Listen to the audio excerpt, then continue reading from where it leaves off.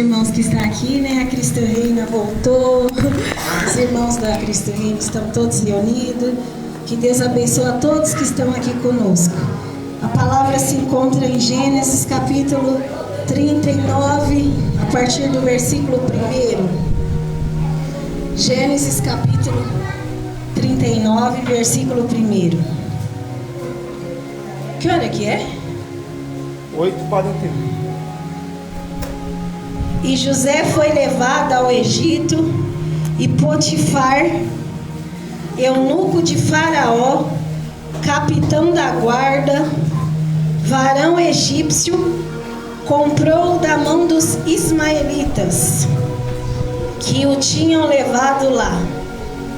E o Senhor estava com José, e foi varão próspero, e estava na casa de seu senhor egípcio. Vendo, pois, o seu senhor que o Senhor estava com ele, e que tudo o que ele fazia, o Senhor prosperava em sua mão.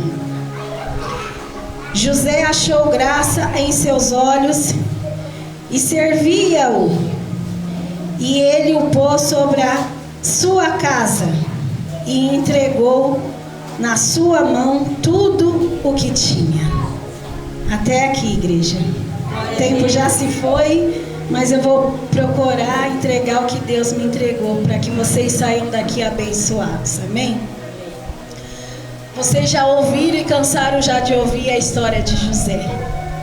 Porém, a Bíblia é tão linda que ela é vida, ela é viva. Quanto mais você lê ela, mais Deus fala com você, mais Deus revela segredos para você. E Deus me entregou segredos nessa palavra. Todos nós sabemos que José foi vendido pelos seus irmãos para os ismaelitas que estavam indo para o Egito. Naquela época a potência era o Egito, como se fosse hoje os Estados Unidos, a maior potência hoje. Tudo que for de melhor é para os Estados Unidos que vai. O melhor café, o melhor peixe, a melhor comida é levado para os Estados Unidos no dia de hoje. Naquela época tudo era para o Egito. E os escravos também. Os melhores escravos, com melhor aparência, com a melhor formosura, não eram vendidos para outros países, eram vendidos para o Egito. E José era um jovem apenas de 17 anos, com formosura, beleza, sabedoria, educação.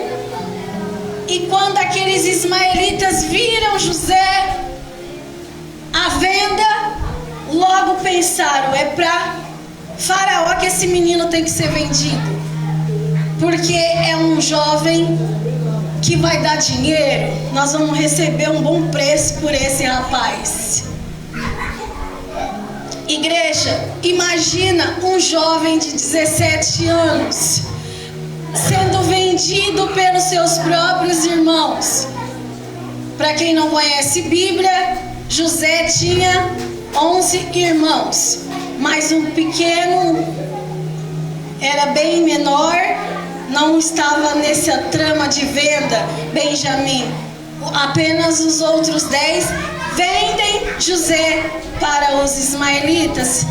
Às vezes você pensa na sua casa, por que, Senhor, eu passo tanta luta? Por que, Senhor, eu passo tanta prova?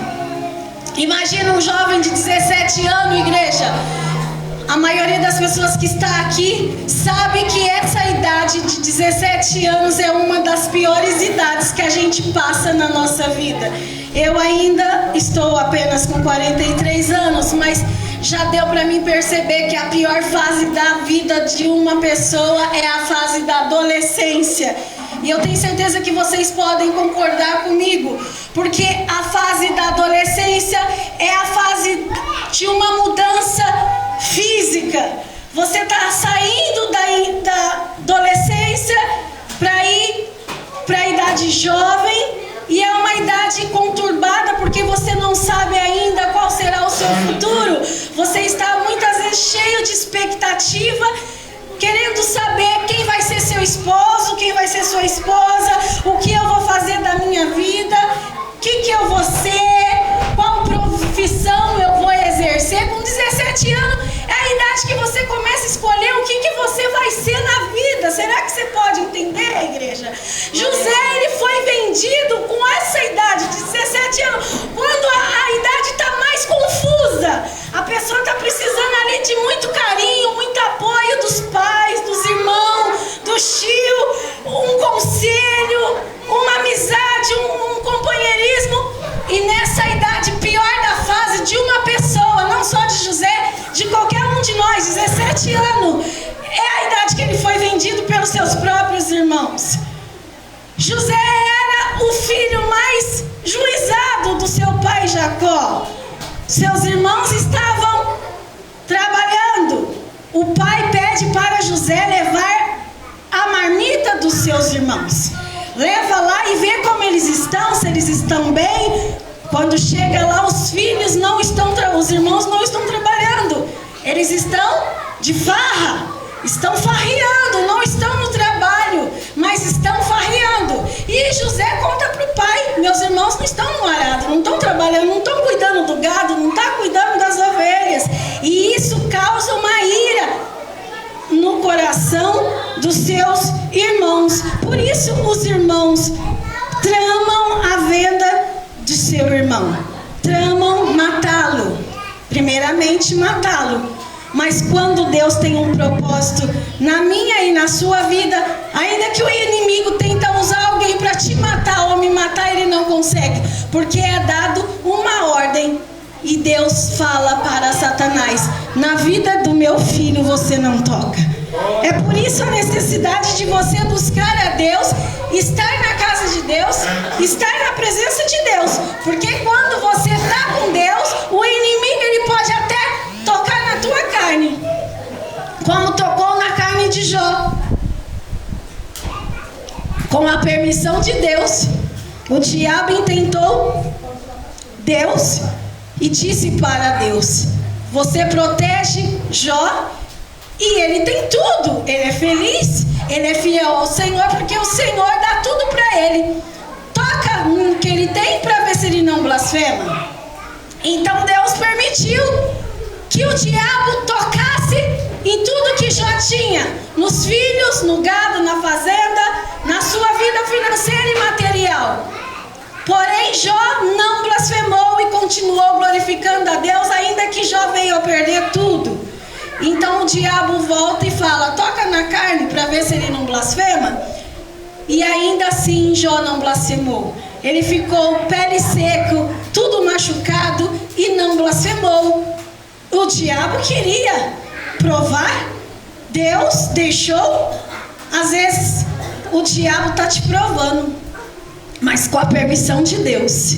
Você muitas das vezes vem na igreja e fala: por que eu estou na igreja e por que eu estou sendo tocado? Por que eu estou sofrendo? Deus está permitindo. O diabo é escravo e servo de Deus, para quem não sabe. O diabo, ele é escravo de Deus. Tudo que acontecer de ruim na sua vida, pode ter certeza, não é Deus, é o diabo, mas com a permissão de Deus. Mas se Deus estiver com você, o diabo pode até te provar e querer provar Deus. Mas se você estiver com Deus, o diabo vai ser derrotado na minha e na sua vida, e você vai prevalecer e vai vencer. E o diabo vai ver que com você ele não pode mexer. Foi o que aconteceu com José. José, sendo fiel a Deus, íntegro com Deus e com o pai dele, ele era invejado pelos seus irmãos. Os irmãos queriam matá-lo. Quando você chega na igreja, acontece isso com você, um choque aí fora. Você era do jeito lá no mundo antes de conhecer a Deus, mas quando você conhece a Deus, causa irritação. Mas por que essa mulher agora é assim? Por que agora esse homem é assim? Ele agora quer fazer tudo certinho, agora ela quer fazer tudo certinha, ela quer agradar a Deus. O mundo aí fora vai confrontar e vai querer te matar, vai querer te destruir, não vai aceitar que você é um bom filho, vai tentar te colocar na prisão espiritual. Você vai se sentir só, abandonado pelos seus, por pessoas que diziam ser seus amigos, e te abandonaram porque você passou a agradar a Deus. Igreja, José tinha apenas 17 anos, foi vendido, porém a Bíblia vai dizer que ele foi levado para a casa de Potifar. Imagina um jovem com 17 anos. Esse Potifar era o eunuco de Faraó, era um escravo de Faraó, porém ele tinha um cargo importante. Esse eunuco, esse Potifar, tinha uma bela de uma casa, tinha uma esposa, tinha bens, tudo porque ele era escravo de Faraó. E ele tinha o direito de ter um escravo. Então ele compra José para ser o seu escravo. Porém, na casa de Potifar, tinha a esposa de Potifar que não era serva de Deus, não era temente a Deus.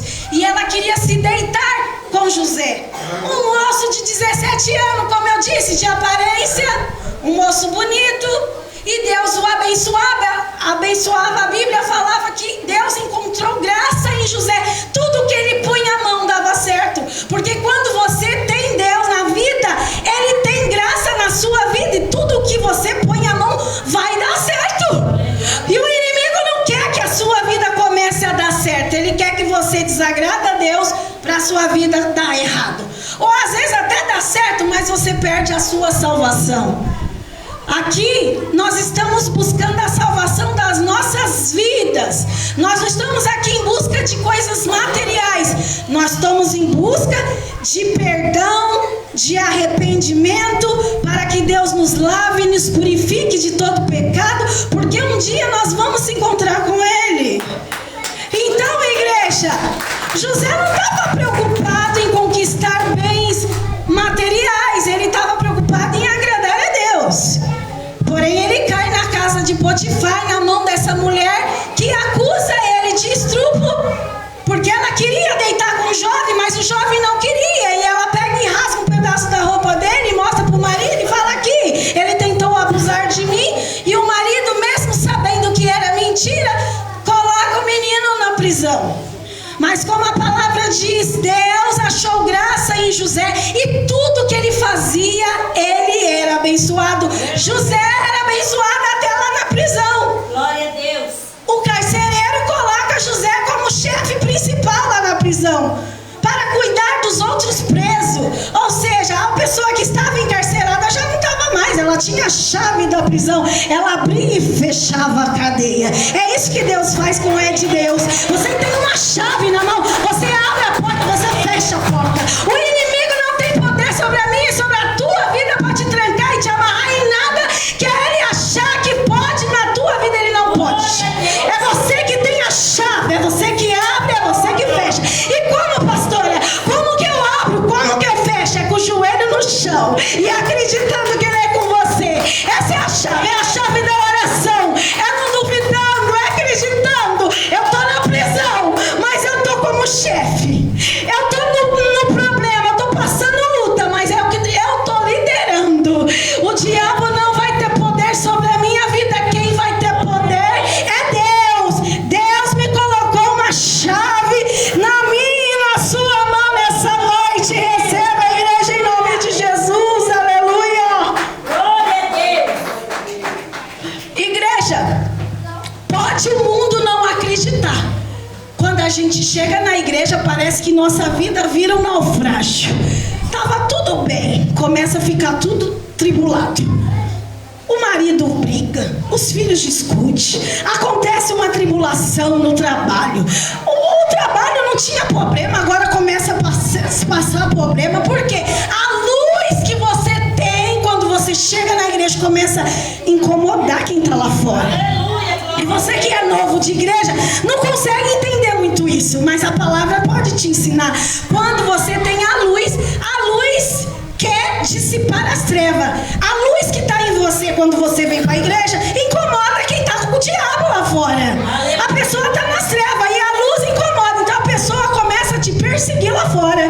Você começa a ser perseguido no trabalho, começa a ser perseguido na escola, na faculdade, aonde você chega, porque você tem a luz de Deus e a luz incomoda. O inimigo fica incomodado com a tua presença, ele quer que você se retire. José na cadeia, ele tem uma revelação. Deus dá revelação de sonhos para José. José interpreta sonhos. Imagina um copeiro e um padeiro presos junto com José na cadeia. E eles, sabendo que José interpretava e revelava sonhos, eles quiseram saber. A gente vai sair daqui, eu tive um sonho, o outro teve um sonho. E José disse, você vai morrer e você vai ser solto. E ali deu tudo certo, como José explicou aquele sonho. E o que acontece? Depois de 2 anos que aconteceu a interpretação de sonho na cadeia, Faraó, que era o presidente, tem um sonho. E ninguém consegue revelar o sonho, igreja. Mas, como Deus é na vida de quem é de Deus, Faraó fica sabendo. Tem um jovem lá na cadeia que interpreta sonho. Faraó pediu para que seus mágicos, mestres, todos aqueles servos que ele tinha, os homens mais estudados, revelassem e interpretassem aquele sonho. Ninguém conseguiu.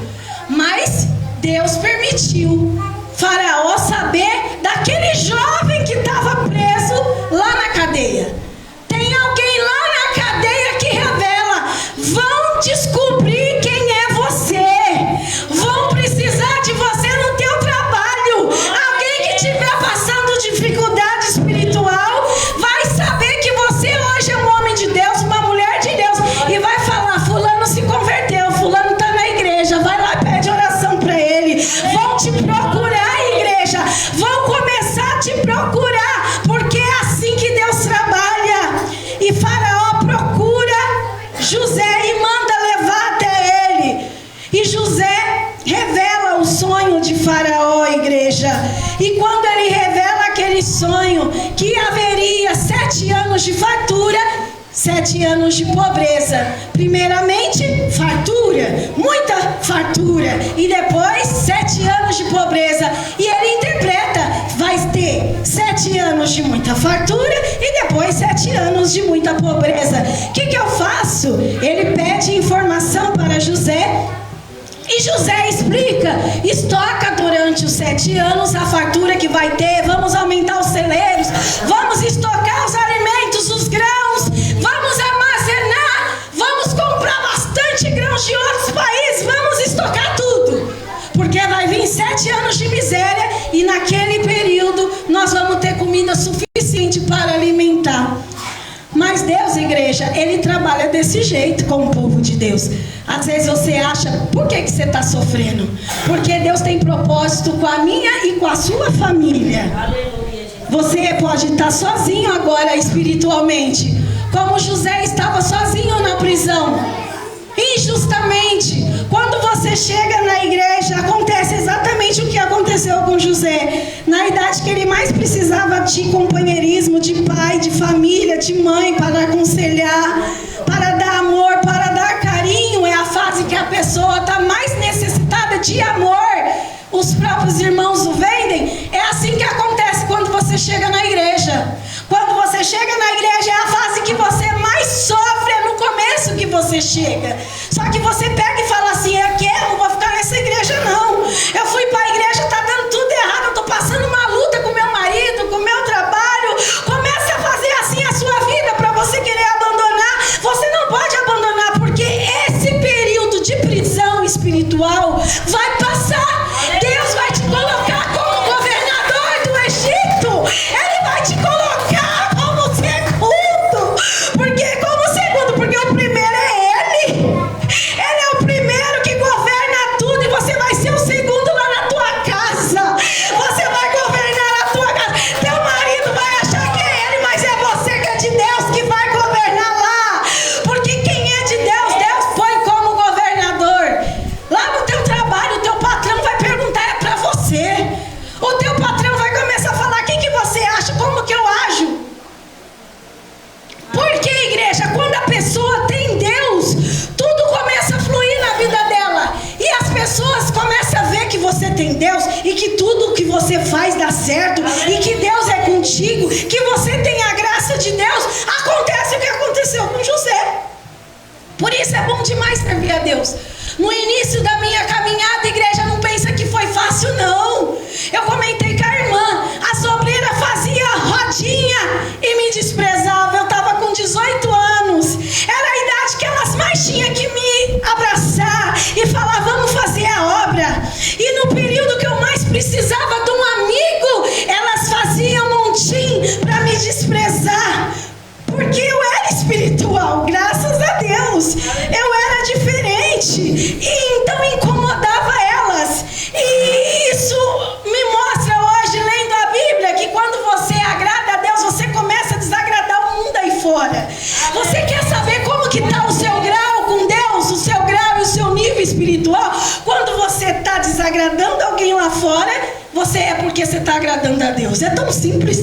Porque a palavra de Deus vai dizer que se você quer ser amigo do mundo, você se constitui inimigo de Deus. Está na Bíblia. Eu só não gravei o versículo, mas depois você pode pesquisar lá no Google. Quem quer ser amigo do mundo se constitui inimigo de Deus. Então você sabendo qual que é o seu nível espiritual, quando as pessoas começam a te perseguir, é porque você está bem com Deus.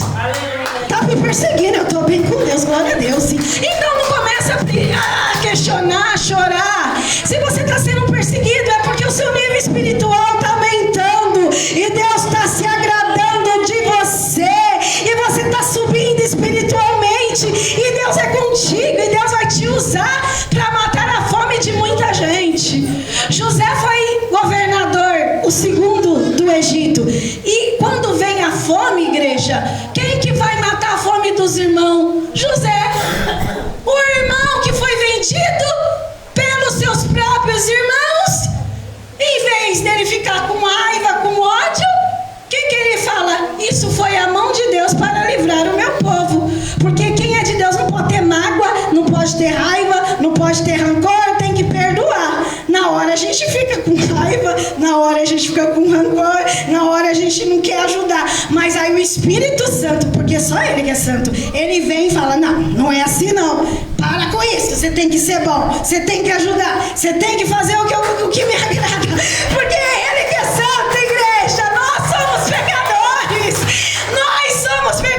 A gente às vezes quer se vingar. Eu não vou ajudar, eu não vou fazer. Mas quando você se torna de Deus, você fala, não é o Espírito Santo, ajuda. É seu irmão, ajuda, é seu parente. A vizinha te tratou mal, mas vai lá, estende a mão para ela, ajuda ela. Eu estou te abençoando, é eu que estou te dando. É bom demais ser de Deus. E quando tem aquele período de fome, José recebe seus irmãos com amor. Eu não posso estender a pregação. E a coisa mais linda, igreja, ele manda Faraó mandar carros e caminhões para buscar os irmãos, para buscar a bagagem do pai e toda a família. A Bíblia conta que vem 70 pessoas, parentes de José. Vem todo mundo. Vem tio, vem nora, vem sobrinho, vem tudo. Você não vai ajudar só seu pai, só seus irmãos. Vai ajudar a nora, a sogra, a cunhada. 70 da família de José. Igreja. Igreja, é lindo demais ser de Deus. E José mata a fome da família. É por isso que nós que é de Deus tem o período da prova, mas vai ter o período da bonança. Não recua o seu chamado. Tá na presença de Deus, às vezes vai te fazer querer recuar. Eu tô na igreja, mas não tá acontecendo isso. Eu perdi até meu RG. Onde pode, tá? Eu nunca perdi RG na minha vida. Eu vou pra igreja, pego firme, perde RG quando eu tô precisando do meu documento. É cada coisa que o inimigo faz, igreja, pra você querer blasfemar. Pra você querer blasfemar. Mas aí você tem que entender que é a pata de Satanás, mas que em primeiro lugar, olha aqui, igreja, você vai embora sabendo disso. Que quando você ir embora e você passar uma prova lá fora, é o diabo? É. Mas quem está permitindo o diabo te provar? Deus. Quem está permitindo e quem controle? E quem tem controle, quem controla a minha vida não é Satanás, é Deus. Deus me prova, pastora, Deus me prova na prova, porque senão não teria a história de Jó. Será que a sua pele está caindo aí? Será que você está perdendo os beiços? Está perdendo tudo aí, não tem pele mais? Está coçando com casco de telha que nem Jó? Será que seu estado está deplorável como Jó? Porque Deus permitiu isso na vida de Jó. Deus permitiu, mas quem fez foi quem? O diabo. Então, por isso que as pessoas falam assim, Deus não castiga. Ele não castiga, mas ele permite o diabo tocar. Ah, Deus, mas que Deus é esse que quer me provar? Igreja, você está achando que é fácil entrar no céu? Jesus, quando veio, falou que o reino de Deus é tomado por esforços. Ou seja, tem que ser provado, tem que ser moído. Porque Jesus, ele foi moído. Ele veio em carne e foi moído. E você não aceita ser moído. E eu tenho certeza que nós não é tão moído como Jesus foi, como Jó foi. Que a gente tem, que a gente fala, eu não vou aguentar. Eu tô indo na igreja e minhas filhas ficaram doentes. Eu nunca tinha aceitado Jesus. Por quê? Porque, pode ter certeza, Deus está te provando. Eu estudo a Bíblia, é prova. Mas pode ter certeza, Deus vai dar vitória. Não vai ficar doente. Não vai perder o que tem. Deus vai provar, mas vai te dar a vitória. E uma vitória tão grande que você vai ajudar os céus. Porque a Bíblia diz também, que eu também não gravo o versículo, vocês me perdoam, que aquele que não cuida dos seus, que é a família, o sangue, é pior do que o incrédulo. Ou seja, quando Deus te abençoar, você não vai poder virar as costas para o teu irmão, para o teu parente. Aquele que não ajuda o seu é pior do que o incrédulo e tem negado a fé. Ou seja, só entra no céu quem tem fé. Porque realmente não é fácil ajudar aquele que te virou as costas. Aquele que disse não para você um dia. Mas para pensar. Deus vai te dar tanto. Deus vai te abençoar tanto. Que aquilo que você der é pouco. O que você der para alguém é pouco. Você vai ter muito mais. Amém, igreja? Então leva essa palavra. Assim como José, na pior fase da vida dele, igreja, eu quero que você grava isso, porque por mais que vá estar difícil para você, você não é mais um adolescente de 17 anos, você já é um homem formado, uma mulher formada, você consegue enfrentar as lutas do dia a dia. Para um adolescente é mais difícil, e José conseguiu. Se José conseguiu, você também vai conseguir.